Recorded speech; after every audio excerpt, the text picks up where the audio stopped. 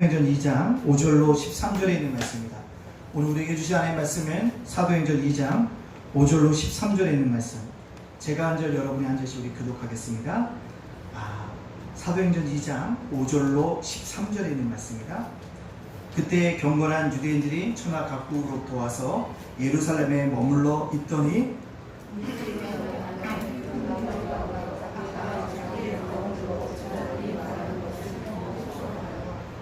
다 놀라 기이하게 여겨 이르되 보라, 이 말하는 사람들이 다 갈릴리 사람이 아니냐?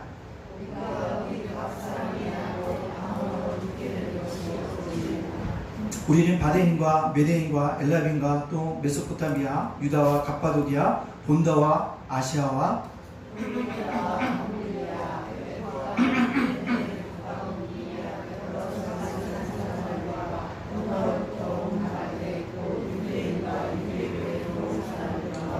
그레데인과 아라비아인들이라. 우리가 다 우리의 각 언어로 하나님의 큰 일을 말함을 듣는도다 하고,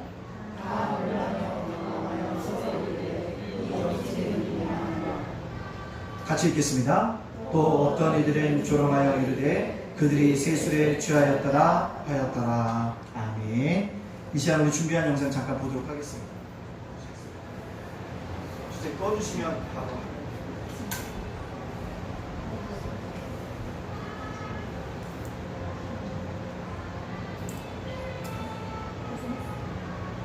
의회는 최근 미션 스쿨 등 종교단체를 포함하는 모든 사용자에게 동성애자, 트랜스젠더 등의 채용을 추진하기 위한 성평등위원회 설치 의무를 부과하는 조례를 통과시켰습니다. 이에 경기도민 3천여 명이 경기도청 앞에 모여 경기도 성평등조례는 차별금지법과 유사한 매우 위험한 조례라며 폐지를 외쳤습니다. 성평등조례가 대체 무엇이든 이렇게 문제가 되는 것일까요? 넌젠더, 유트로이스, 젠더 플루이드, 데미젠더, 폴리젠더, 바이젠더. 여러분은 이런 용어들이 무슨 뜻인지 아십니까? 이런 생소한 용어들이 서구의 동성애 활동가들이 만들었습니다. 그들은 젠더 평등, 성평등을 주장합니다. 양성평등이나 성평등, 그게 그거 아니냐고요? 아닙니다. 양성평등과 성평등은 완전히 다른 뜻입니다. 양성평등, 생물학적인 성인 남성과 여성 사이의 평등을 뜻하지만, 성평등, 동성애자, 트랜스젠더를 포함한 50여 가지나 되는 다양한 성정체성 사이의 평등을 뜻합니다. 넌젠더, 남성도 여성도 아닌 사람, 유트로이스, 중성, 무성으로 간주되는 젠더 정체성, 젠더 플루이드, 젠더가 변하는 사람, 데미젠더, 반응 남성, 반응 여성인 사람, 폴리젠더, 한 가지 이상의 젠더를 가진 사람, 바이젠더, 남성이면서 여성인 사람, 남성이면서 동시에 여성인 사람이 있을 수 있을까요? 아침에는 남자였다가 저녁에는 여자가 되는 사람이 있을 수 있습니다. 이런 젠더 이론을 아이들에게 교육하는 것이 옳다고 생각하십니까? 앞으로 서구 사회처럼 학교에서 어린이들이 동성애를 옹호하는 그림자를 동성애 역할극을 강요하다 보니 젠더, 성평등 개념을 교육받게 될 수 있습니다. 이러한 젠더, 성평등 이론을 먼저 받아들인 서구 사회를 보면 남자가 여자 화장실이나 탈의실에 들어갈 수 있게, 여성들의 성폭력 위험성이 높아지고, 남자가 여자 종목에 출전하게 되고, 남자 격투기 선수에게 맞은 상대 여성 선수의 두개골이 파손되는 등 심각한 폐해들이 속출하고 있습니다. 또한 캐나다에서는 자녀의 동성애 성향이나 성전환을 반대하는 부모의 양육권을 빼앗는 법안까지 통과됐습니다.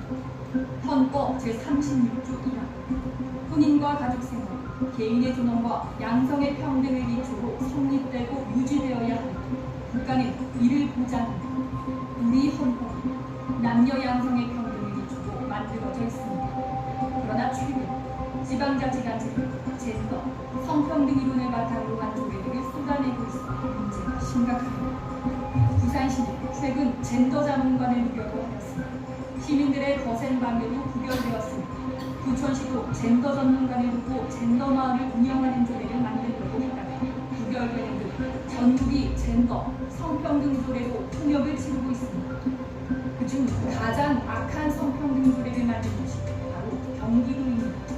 경기도는 성적 지향, 즉 동성애를 포함하기 위해 성평등조례라는 명칭을 사용해 경기도 성평등대법에 적시하였습니다. 우리 헌법은 양성평등념을 따르고 있음에도 불구하고 합의법인 조례를 성평등념을 따라 만든 위법입니다. 또 법률의 위임 없이 주민의 권리를 제한하거나 의무를 부과하는 것은 지방자치법을 위반하는 것이고, 경기도의회 사무처와 시민단체들이 이 조례의 위법성을 지적하였으나 경기도의회는 이를 무시하고 성평등조례 개정안을 통과시켰을 뿐아니라 관련 사업에 무려 2조 7천억 원의 혈세를 사용하려고 합니다. 지난 2017년 국회 개헌특위에서 양성평등을 성평등으로 바꾸자는 논의가 있을 때 약 300개 대학의 3천여 명 교수들이 반대 선거에 동참하고 광주 2만 명, 대전 3만 명 등 대규모 집회를 열고 강하게 반대하여 마련했던 것처럼 다시 한번 우리 모두의 힘을 모아야 할 때입니다. 경기도 성평등조례는 차별금지법과 유사한 효력을 발휘합니다. 차별금지법이 통과해 서부 사회의 분위기가 어떻게 무너졌는지 기억하면서 우리 모두의 힘을 모아 순교의 각오로 싸워야 할 것입니다.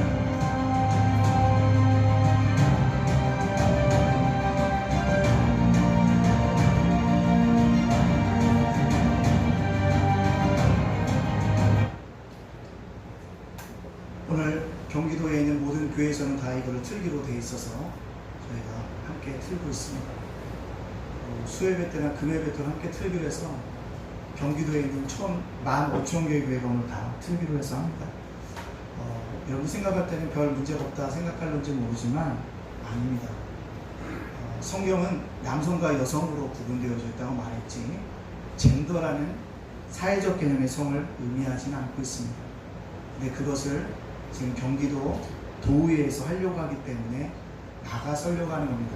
그럼 목사님은 한나라당 지지하는 사람이 아니에요. 좀 한나라당 지지하는 사람이 아니에요. 성경에 어긋났기 때문에 이야기하는 것입니다. 성경에 가르치지 않고 있는 데를 가르치고 있기 때문에 여러분의 자녀에게 내년서부터 이 조례가 통과되면 성인지 작업을 할 겁니다. 그게 뭐냐면 너는 생물학적으로 남성이나 여성이지만 이 검사를 통해서 네가 여성인지 남성인지 봐야 된다는 거예요. 이게 성인지 봅니다. 내년도 초중고에 다 이것이 교례가 규용되어지면 너 남성이라고 너 이거 설문지 조사해서 여성일 수도 있다라고 지적해 주는 것이 성인지 교육입니다. 아까도 봤죠. 2조 7천억이 그것에 쓰이는 것입니다. 우리는 태어나면 미안합니다. 각자의 성기가 틀려요.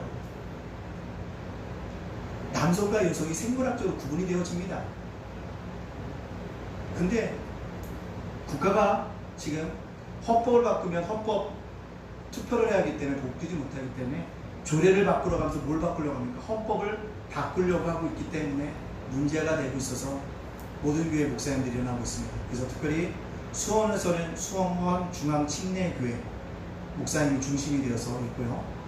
그 다음에 화성에서는 주다산교회가 중심이 되어서 있고요. 그 다음에 안산에서는 안산동산교회가 중심이 되어서 오늘 이 집회를 우리에게 주관합니다. 집회라기보다는 기도교회입니다. 왜 기도회라고 우리에게 썼지만 오늘 우리만 모이는 것이 아니라 천주교 대표들도 모일 것이고 불교 대표도 모일 것입니다. 그래서 함께 동참하려고 합니다. 혹시 함께 가시고자 하는 분이 있다면 저와 함께 같이 가시면 됩니다. 특별한 건 없을 것 같고요. 가면 집회 뛰두르고 하는 것이 아니라 기도해야 합니다. 기도해야 하고 이것들을 위해서 우리가 어떻게 좀 더 생각해 보고자 하는 또한 기독교인의 힘들을 보여줘야 한다는 것입니다. 자, 이렇게 되면 우리나라 어떤 일이 일어날까요? 군대 갈 때 난 여성이에요. 남성인데도 군대 안 가도 돼요. 이제 우리 국방 누가 지킬 거죠? 난 남자로 태어났지만 난 여성이에요. 주장하면 여성이 되어지는 법률입니다. 조례는 헌법은 우리랑 멀리 떨어져서 우리가 피부로 와닿지 않지만 조례는 피부로 와닿는 법입니다. 오늘 꼭 기억하여 주시고 해야 합니다. 제가 예담제야센터 복지센터를 운영하다 보니까요.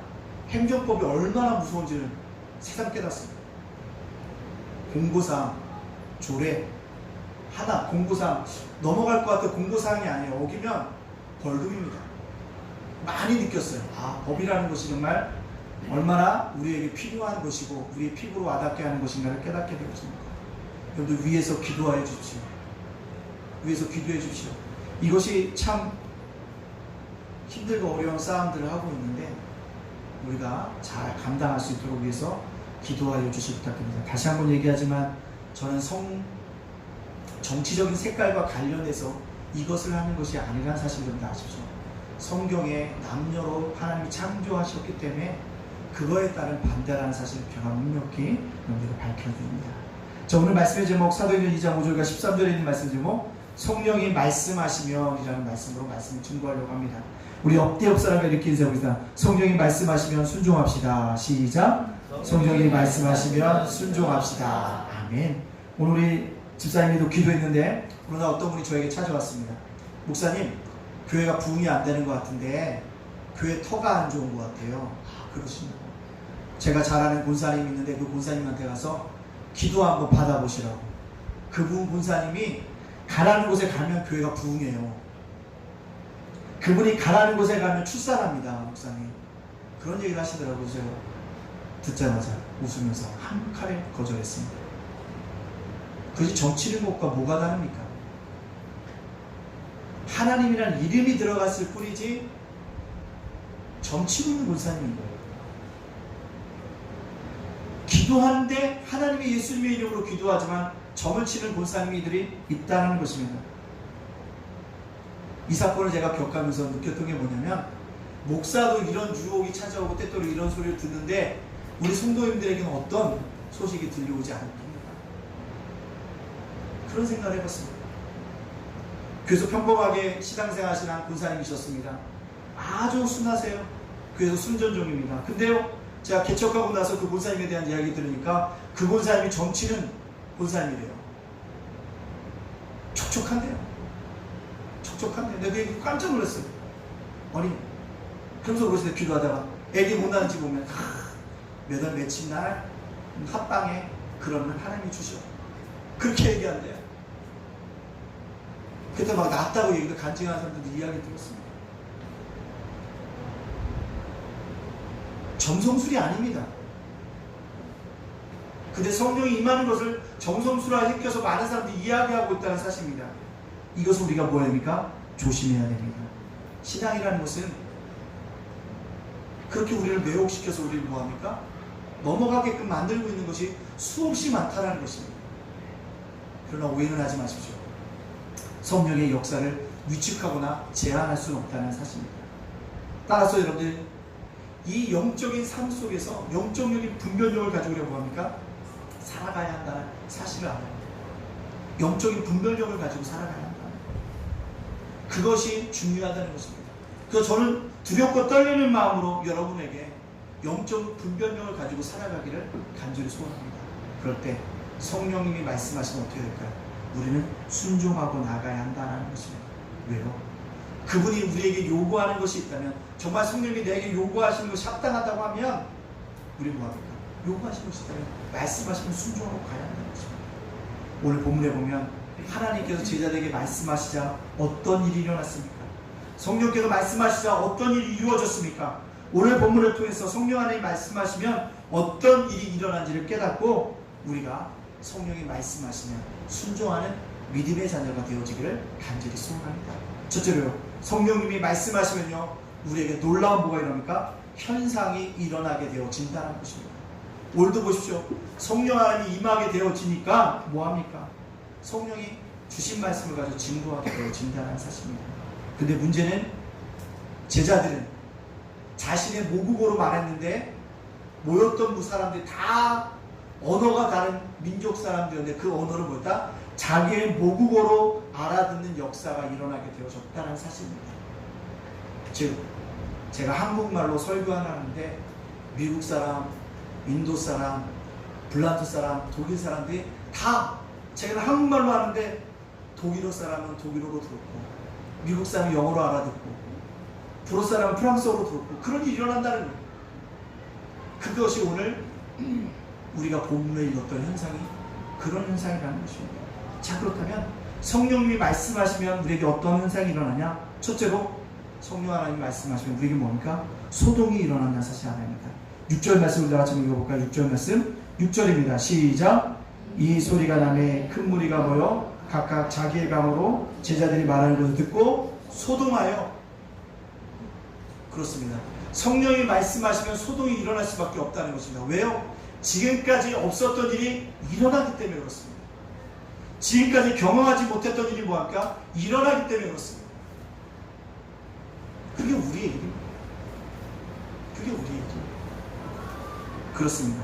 중요한 건 성령님이 말씀하시기 시작하면 사람들이 소동이 일어나게 된대요. 왜요?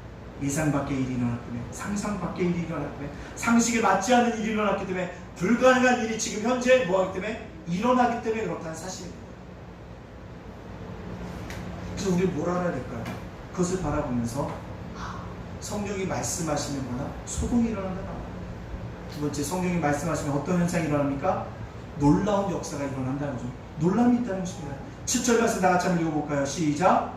다 놀라 신기하게 여겨 이르되 보라 이 말하는 사람들이 다 갈릴리 사람이 아니냐. 아멘.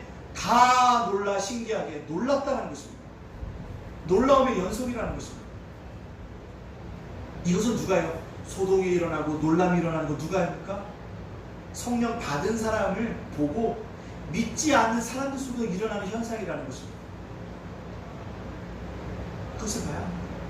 그 놀람이 있어요. 3절에 또 세 번째, 성령이 말씀하시면 어떤 일이 일어납니까? 귀 여기는 이 역사가 일어난다는 사실들을 우리가 알고 있어야 합니다. 성령이 역사하면 뭐합니까? 모든 사람을 뭐합니까? 이것을 보면서 뭐합니까? 귀한 일로 뭐합니까? 여겨들게 되어졌다라는 사실을 우리에게 말씀해 주고 있다는 것입니다. 신기하게 여겼다라는 것, 신기하게 여겼다는 것. 그것이 뭐합니까? 놀랐다라는 것입니다. 왜요? 혀가 꼬부라집니다. 모국어로 말하는데 자기의 모국어로 들려요. 그런 역사가 일어나게 되어졌다라는 사실입니다. 이것을 본 사람들이 뭡니까? 성령 하나님 속에 임하시는 그리스도를 뭐하게 여긴다? 귀하게 여기고 있다라는 것입니다. 믿지 않는 사람들이, 믿는 사람들을 귀하게 여기는 현상들이 뭐고요? 성령님이 말씀하시면 일어나게 되어졌다는 사실입니다. 따라서 우리 교회 안에도 이런 역사가 있어져야 합니다. 성령이 말씀하시면 우리를 보고 세상 사람들이 소동이 일어나고 놀람이 일어나야 되고 뭐요? 귀 여김의 역사가 일어나야 한다는 사실입니다. 지금도 예담교회를 바라보면서 어떤 분들이 그런 얘기를 해요. 작은 교회 같은데 아직도 무너지지 않았네. 그런 얘기합니다. 그 교회는 전도를 열심히 하는 교회야. 그렇게 교회 이 천천동에 소문이 나 있습니다. 우리가 해야 될 일은 뭐냐면 그런 논란과 소동이 뭐예요? 우리를 귀하게 여김으로 우리가 만들어가고 있다는 사실을 우리가 알아가야 하는 것입니다. 힘들고 어려운 순간순간이 우리에게 찾아온다 할지라도 세상이 우리를 주목하고 있음을 기억하며 살아가야 합니다. 그렇기 때문에 성령님이 우리에게 말씀하시면 우리는 순종하고 나가야 될 줄로 믿습니다. 여러분들 아까 영상 보셨죠? 영상 속에 제가 나왔을까요? 안 나왔을까요?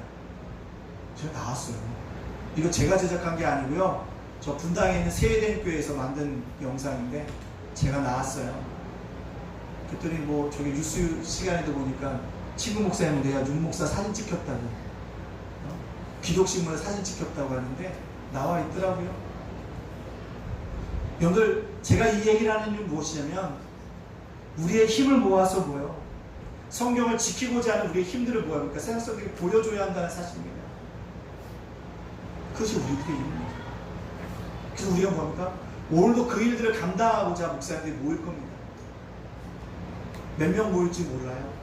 하지만 뭐 할 건가? 기도할 겁니다. 도청 앞에서 부르짖을 것입니다. 세상이 뭐예요? 소동이 일어나고 놀람이 일어나고 우리를 귀히 여기는 그 순간까지 외칠 것입니다. 그러나 제가 신학적으로 얘기할까요? 신학적으로 얘기하면 부질없는 일인 거예요. 신학적으로는 부질없는 일이에요. 왜요? 신학적으로는 우리의 역사를 보면 시작과 끝이 있어요. 기독교 역사를. 그래서 뭡니까? 직선의 역사관이라고 얘기합니다. 그리고 또 다른 말하면 종말의 역사관이라고 합니다. 왜? 우리 끝이, 시작이 있으면 끝이 있다는 역사관입니다. 근데 이 끝으로 갈수록 기독교는 뭐예요? 점점 약해질 수밖에 없고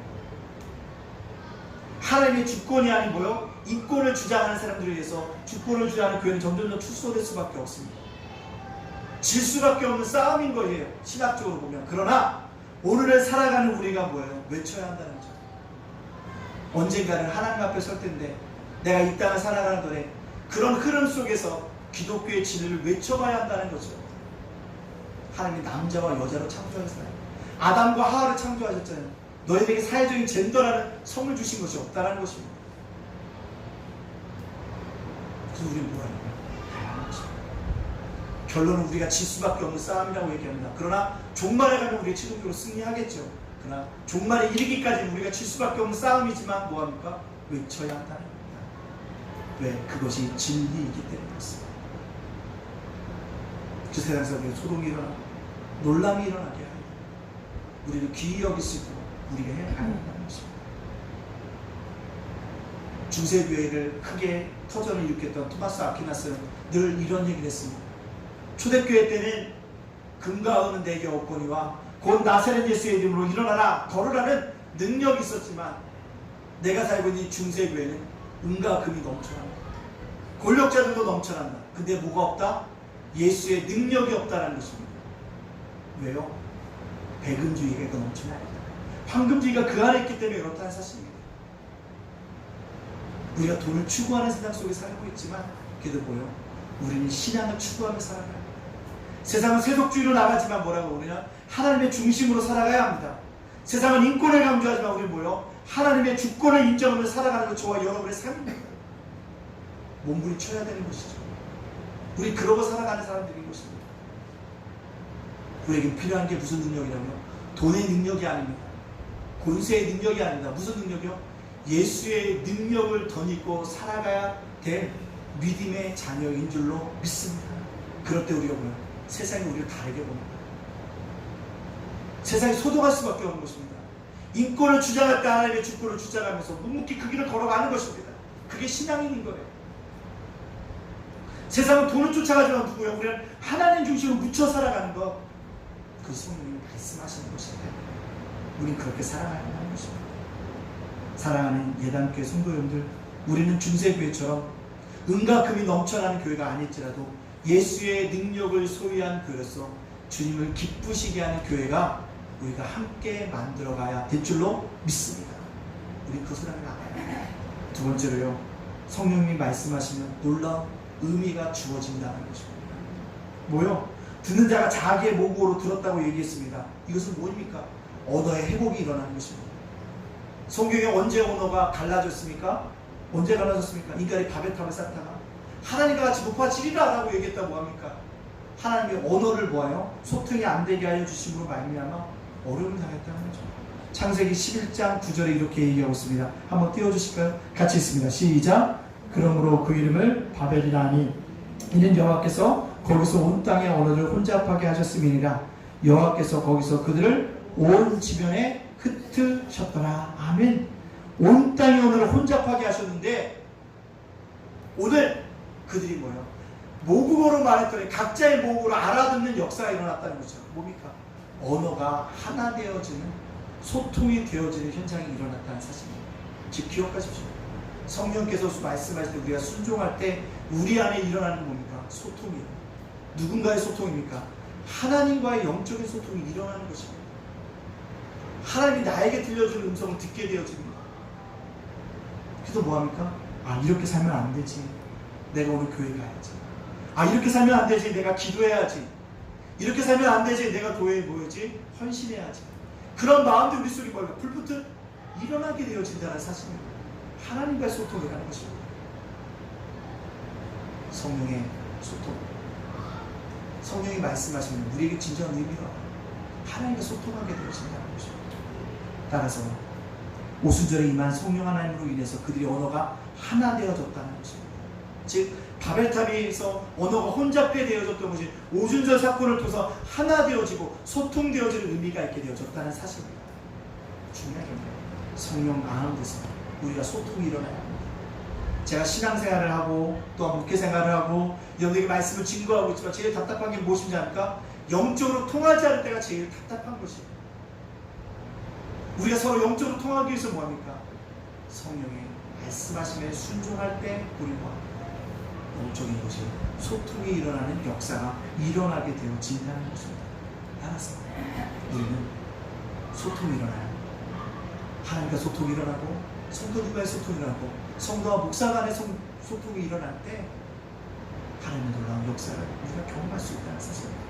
두 번째로 성령이 말씀할 때 어떤 놀라운 의미가 일어납니까? 모국어로 들었다는 이 이야기는요, 복음이 동서남북 전 세계를 하여 갔다는 것을 의미하고 있습니다. 오늘 9절과 11절에 보세요. 알지도 못한 나라 이름이 쭉쭉 적혀져 있어요. 우리 9절과 11절에 있는 말씀, 9절부터 11절에 있는 말씀 한번 읽어볼까요? 시작! 우리는 바데인과 메데인과 엘람인과 또 메소포타미아, 유다와 갑바도기아, 본도와 아시아, 블루기아와 밤빌리아, 애국 및 구레네에 가까운 리비아 여러 지방에 사는 사람들과 로마로부터 온 나그네 곧 유대인과 유대교에 들어온 사람들과 그레네인과 아라비아인들이라 우리가 다 우리의 각 언어로 하나님의 큰 일을 말함을 듣는도다 하고. 여기 보십시오. 이 날들이 왜 이렇게 복잡한 날로 기록되었을까요? 좀 적당히 빼면 되지 않을까요? 저 같으면 좀 뺄 수도 있을 것 같은데 다 기록되어 있다는 거죠. 그 이유가 무엇일까요? 당시에 누가가 사도행전을 지었을 때 누가가 기록한 이 나라들이 당시에 뭐예요? 누가가 알고 있는 나라 이름의 전체였을 확률이 크다는 것이에요. 내가 알고 있는 나라 이름을 쭉 정리한 것이라는 것이에요. 그것은 무슨 뜻하는 거지 않습니까? 그래도 이 많은 나라 정도는 뭐다? 기록했을 때 언젠가는 모든 사람들은 다 알 거라는 생각이 있었기 때문에 기록한 것입니다. 이처럼요, 성령의 역사는요, 개인을 넘어서 민족을 넘어서 뭐예요? 전 세계가 성령으로 하나 되어지는 역사를 경험하는 것이라는 것입니다. 그래서 미안하지만 기독교에서 가장 회피해야 될 것이 무엇이냐면 민족주의라고 얘기합니다. 왜? 복음은 어느 나라 사람도 하나 될 수 있기 때문에 그렇습니다. 지금 일본과 감정이 안 좋지만 복음으로 하나 될 사람이 누구냐? 일본 사람들인 거예요. 하나 된 사람인 것입니다. 아십니까? 우리는 기독교인이 20%를 자랑하지만 일본의 기독교인은 1%도 안 돼요. 근데요, 우리보다 신앙생활 잘하는 사람이 그 1%예요. 아십니까? 철저하게 하나님 말씀으로 살아가려고 하는 사람들이 일본에 있다는 사실을 아십니까? 아시아에서 대표적인 신학자는 누굴 뽑는지 아십니까? 일본 사람을 뽑아요. 우리나라 신학자 총신대학교 교수들이 아무리 유명해도 그 교수들 아시아의 최고의 학자로 여기는 나라는 없습니다. 일본을 여기고 있다는 것이죠. 무슨 얘기를 하는 걸까요? 복음은요, 전 세계적인 것입니다. 민족을 넘어서 민족이 하나 되어지는 그런 공동체를 의미하고 있다는 사실을 우리가 알아야 합니다. 즉 하나님의 공동체라는 것은 어느 지역, 어느 민족, 어느 나라들을 초월하는 것이라는 것입니다. 성령의 역사가 일어나면 전 세계적으로 뭐요? 복음으로 하나 되어지는 역사가 일어나게 되어진다는 사실입니다. 따라서 우리는 꼭 기억하십시오. 복음은 전 세계적으로 퍼져나가는 것이라는 것입니다. 전 세계가 복음으로 하나 되어지는 거기 때문에 민족주의를 넘어선 초월주의, 그런 공동체를 이뤄가야 한다는 사실을 우리는 꼭 깨닫고 기도하며 나아가야 한다는 사실입니다. 마지막으로 성령 하나님 말씀하시면 뭐합니까? 무식한 제자들도 하나님의 큰 일을 증거하게 되어진다는 것입니다. 오늘 말씀 속에 보면 성령 하나님은 누구를 통하여 그들에게 말씀하고 계십니까? 무식한 제자들이라는 것입니다. 7절 말씀 우리 한번 읽어볼까요? 7절 말씀입니다. 시작! 다 놀라 신기하게 여겨 이르되 보라, 이 말하는 사람들이 다 갈릴리 사람이 아니냐? 이 말하는 사람이 다 갈릴리 사람들이 아니냐는 것입니다. 뭐합니까? 당시에 갈릴리 사람 하면 무식한 사람들, 머리보다는 주먹을 쓸 줄 아는 사람들, 머리는 비어있는데 경험만 많은 사람들, 지질하게 가난한 사람들, 어렵고 궁상밖에 사는 사람들, 그런 모든 말을 지칭하는 말이 뭐냐? 갈릴리 사람들이란 말이었어요. 근데요, 세상 사람들이 그렇게 비하하고 손가락질하고 인간 대접도 받지 못했던 그들이 성령의 임함을 받으니까 성령 하나님께 쓰임을 받으라는 것입니다. 성령님은요, 유식한 자에게만 임하고 무식한 자에게 임하지 않는 것이 아닙니다. 지식이 있고 없고에 임하는 것이 아니라는 것이에요. 남녀노소를 초월해서 성령이 임하고 있다는 사실을 우리에게 보여주고 있다는 사실입니다. 사랑하는 우리 예단교회 성도님 꼭 기억하십시오. 성령의 역사는요, 유식하고 똑똑하고 세상에 잘 나가는 사람들에게 주는 것이 아니라는 사실이에요. 무식한 자에게도 어린 사람에게도 내가 볼 때 내 상상 이하의 사람에게도 뭐합니까? 복음이 주어지고 있다는 사실을 좀 더 알아야 합니다. 즉 성령의 역사는 인간의 조건에 따라서 이루어지는 것이 아니라는 것이에요. 그렇기 때문에 우리도 뭐합니까? 성령의 역사를 사모해야 한다는 것입니다. 나 같은 자에게도 임할 수 있다는 사실을 기억해야 합니다. 내가 무식한데, 나는 글자를 모르는데, 나는 돈이 없는데, 나는 죄를 많이 졌는데, 나는 자격이 없는데, 그러면 성령님과는 저도 상관이 없다는 것입니다. 하나님은 은혜 받을 자에게는 하나님은 은혜를 주신다는 것입니다. 성령의 역사, 인간의 조건에 따라 주어지는 것이 아니라 성령에 의하여 인간이 뭐예요? 변하는 것이라는 것입니다. 성령은 무식한 자에게도 하나님이 들어 사용하신다는 것입니다. 잘못하면 성령이 말씀하시면서 성령 하나님께 이 무식한 자들을 통해서 외국어로 두고요, 하나님의 큰일을 말씀하시고 있다는 것입니다. 하나님의 큰일을. 몇 절입니까? 오늘 11절 말씀 한번 읽어볼까요? 11절 말씀입니다. 시작. 그레네인과 아라비아인들이 우리가 다 우리의 가문으로 하나님의 큰일을 말함을 듣는도다 하고, 하나님의 큰일을 듣는도다 하고, 하나님의 큰일을 뭐하고요? 증거하고 있다는 사실입니다. 하나님의 큰일이 뭘까요? 나를 위해 이 땅에 오신 예수 그리스도, 나의 죄값을 위해서 십자가에 흘리셨던 예수 그리스도, 죽음 가운데 3일 만에 부활하셨던 예수 그리스도, 그것이 하나님의 큰일이라는 거예요. 그 일들을 말하기 시작하고 있다는 사실입니다. 제가 얘기했죠. 아까 초대에 붕이 안 되니까 교회 터전에 안 좋은 것 같아. 정치는 본사님한테 내가 기도 한번 받아보다.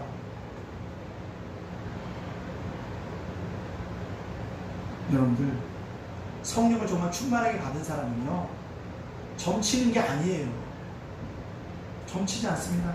당신의 아들이 서울대학교를 뭐 해야 된다고 얘기하는 사람이 아닌 것입니다.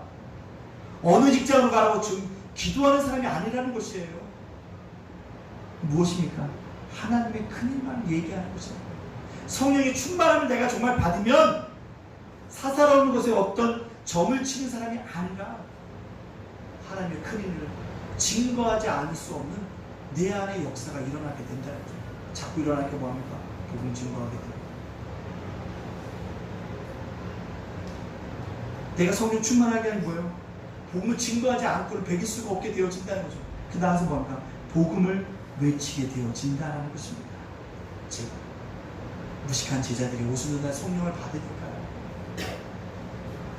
하나님의 큰일을 담대하게 말하게 됐다는 것입니다. 당시에는 숨어서 복음을 증거했는데 성령이 충만함 받은 이후에는요, 담대하게 나가서 광장이나 성전에 가서도 복음을 증거하는 사람으로 바꿔지게 되어졌다는 사실입니다. 성령이 말씀하시면 순종하면 이러한 담대한 역사가 우리들 가운데도 생기게 되어진다는 사실입니다. 이렇게 얘기하면, 목사님, 그 누가 성령 받았고 성령 받지 않았을까요? 그걸 알 수 있는 방법이 뭘까요? 달걀에는 두 종류가 있대잖아요. 뭡니까? 하나는 무종란과 유종란이 있대요. 암탉이 스스로 난 달걀은 무종란이고요, 수탉과 함께 해서 난 달걀이 이렇게 뭐라고요? 유종란이라는 것입니다. 겉으로 볼 때 유종란과 무종란 별 차이가 없어요. 깨도 모릅니다. 후라이를 해도 모릅니다. 먹어봐도 모릅니다. 그러나 무종란과 유종란은 분명한 차이가 있습니다. 어떤 차이가 있습니까? 암탉이 품으면 차이가 있다는 거예요. 무종란은 암탉이 아니면 뭐예요? 썩어요. 그러나 유종란은 품으면 뭡니까? 새 생명이 태어나더라는 것입니다. 그렇습니다. 우리가 예수를 믿는 것이 다 똑같아 보이지만 내 안에 예수의 생명을 소유하고 있느냐에 따라서 생명이 나타나게 되어진다는 거죠. 생명이 나타나면 뭡니까? 성령이 살아있는 거예요. 우리 안에도 죽은 사람처럼 세상 사람 별 비교해도 똑같은 것처럼 보이지만 내 안에 생명이 있느냐, 예수의 생명이 있느냐가 중요하다는 것입니다. 그것이 없으면 뭐합니까? 넘어가 못하는 것입니다. 옛날에요, 한국에서요, 목사님 설교할 때마다 다 뭐였어요? 예수 믿으면 축복받습니다. 그 말도 맞아요. 부흥사하면 다 얘기했어요. 복받으라고 얘기했습니다. 근데 요즘은 모든 목사님 설교가 뭐냐니까 원복으로 돌아가야 된다, 복음으로 돌아가야 된다고 외치고 있어요. 왜 그렇습니까? 복음의 능력이 약해졌기 때문에 그렇습니다. 예수의 생명을 없는 사람들이 많아졌기 때문에 그렇습니다. 그 다 모든 설교들 보세요. 다 모든 요즘의 설교를 들어보세요. 다시 복음으로, 복음에 서서 다시 십자가 밑으로, 십자가 안으로. 요즘에 모든 우리 한국교회 설교가 다 뭐냐니까 십자가, 복음, 다시 복음으로, 다시 십자가로. 왜 그렇습니까? 어느 순간에 복을 추구하다 보니까 그 복에 근원되어지는 복음을 놓쳐버렸기 때문에 그렇습니다. 복음의 핵심이신 예수님 그리스도를 놓쳐버리고 예수님 자리에 누구요? 돈을 넣어놓고 예수님 자리에 명예를 놓쳐놨다는 사실입니다. 그것이 아니라는 거죠. 다시 뭘? 복음, 예수를 붙잡아야 한다는 것입니다. 다시 보세요. 어느 날 차를 먹는데, 이번 주 목요일날 차를 먹는데 어떤 사람이 저에게 물어요. 목사님, 목사님 지금 뉴스에 보니까 법무장관 때문에 되게 혼란스러운데 목사님 좀 의견을 얘기해 주세요 라고 얘기합니다. 그래서 제가 이런 얘기를 했습니다. 무슨 얘기를 했냐면, 내가 볼 때 이 세상은 내가 처음에 태어날 때는 보수와 진보로 나눠져 있다고 생각을 했는데 요금 들어서 내가 생각 깨닫게 있는 것이 있다. 그게 뭔데요, 목사님? 근데 그런 얘기 했습니다. 목요일 처음 했습니다. 이 세상은 딱 두 가지로 구분되어지는 것 같다. 뭐요? 보수와 진보는 아니, 기득권과 기득권 없는 사람은 구분되어지는 것 같다. 기득권을 가진 사람은 보수나 진보나 다 할 것 없이 기득권을 유지하기 위해서 별의별 방법을 다 동원하고 있다. 근데 문제는 그게 뭔지 아냐? 뭔데요, 목사님? 적법하다는 거죠. 법에 걸리지 않는다는 거예요. 적법이라는 거예요. 기득권을 유지하기 위해서. 그랬더니 기득권 없는 사람들은 포기하면서 뭐 하는 거예요? 기생하려고 한다는 거죠. 그래서 갑자기 제목이 떠올랐어요. 이게 무슨 영화인지 아십니까? 기생충이라는 영화를 떠올리면서 얘기를 했습니다. 여러분이 어떤 것을 가지고 살까 모르겠어요. 저는 속으로인데 기득권이 있는지 기득권이 없는지는 잘 모르겠지만 여러분의 삶 속에서 기득권을 가지고 있다 할지라도 예수를 놓치면 안 돼요. 기득권이 없다 할지라도 여러분들이 포기하지 말고 놓치지 말아야 할 것은 예수 그리스도의 생명이라는 사실들을 기억하고 예수의 생명을 붙잡을 수 있는 우리 예단교회 성도님들이 되어지기를 간절히 소원합니다. 예수의 생명이 있어야 돼요. 예수의 생명이 있어요. 점점 세상이 험악해져가요. 제가 언제 되죠? 우리나라 이제 세속주의에 이제 문을 들어섰기 때문에 급속하게 세속주의로 넘어갈 것입니다. 걷잡을 것이 없을 것입니다. 그 세속주의 흘러간다 할지라도 우리는 예수의 생명을 부어잡고 살아가야 한다는 것입니다. 예수가 전부라는 것을 믿으며 고백해야 됩니다. 기득권이 있건 없건 간에 여러분 그것을 꼭 기억하고 살아가야 한다는 것입니다. 말씀을 마치려고 합니다. 제가 글을 읽다가 이런 글을 읽었습니다. 가장 아름다운 만남. 여러분들은 어떤 것이 가장 아름다운 만남이라고 생각하고 계십니까? 그 글에 이런 이야기를 적었습니다. 가장 잘못된 만남은 생선과 같은 만남이다. 만날수록 비린내가 나는 만남. 가장 조심해야 될 만남이 있다. 꽃송이와 같은 만남. 피어있을 때는 환호하다가 시들었을 때는 버려버리는 만남. 가장 비참한 만남은 건전지와 같은 만남. 힘이 있을 때는 간직하다가 힘이 없어 할 때는 던져버리는 만남. 시간이 가장 아까운 만남은 지우개와 같은 만남. 금방 만남이 순식간에 지워져 버린다는 것입니다. 그렇다면 가장 아름다운 만남은 무엇일까요? 그 만남은 손수건과 같은 만남입니다. 힘이 들 때 땀을 닦아주고 슬플 때 눈물을 닦아주기 때문입니다 라고 얘기합니다. 짧은 글이었지만 이 글을 읽고서 참 많이 공감이 가더라고요. 그런데 저는 여기서 더 나아가서 더 아름다운 만남을 소개하고 있습니다. 가장 보배롭고 가치 있는 만남입니다. 그 만남이 뭡니까? 바로 주님을 만나는 그 만남의 축복입니다. 우리 모두가요, 예수를 진정하게 만나는 축복이 넘쳐남으로 말미암아 하나님이 기뻐하시는 삶들을 살아가기를 간절히 소원합니다. 그러기 위해서는 성령님 여러분들 마음속에 말씀하실 때 순종하며 하나님이 기뻐하시는 귀한 믿음의 사람들로 되어지는 은혜가 저와 여러분 속에 넘쳐나게 될 줄로 믿습니다. 아멘. 이 시간에 합심해서 기도하겠습니다. 주님, 그렇습니다. 성령님이 말씀하시면 나는 순종하고 있습니다.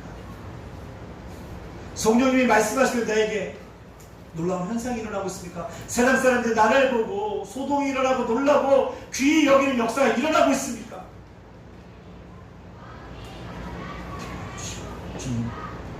주님과 놀라운 만남이 있다면 예수의 생명을 내가 소유한 자로 살아갈 수 있도록 인도해달라고 이 시간 우리 합심해서 기도하며 담대히 나가도록 하겠습니다. 함께 기도하겠습니다. 사랑과 내가 풍성하신 하나님 감사합니다. 은혜가 우리들 속에 일어나게 하시고 아버지 하나님 주의 역사가 일어날 수 있도록 인도하여 주시는 아름다운 은혜의 역사가 일어날 수 있도록 주께서 살아계시고 인도하여 주시는 그 역사에 일어나 성령이 말씀하시면 내가 순종하기를 원합니다.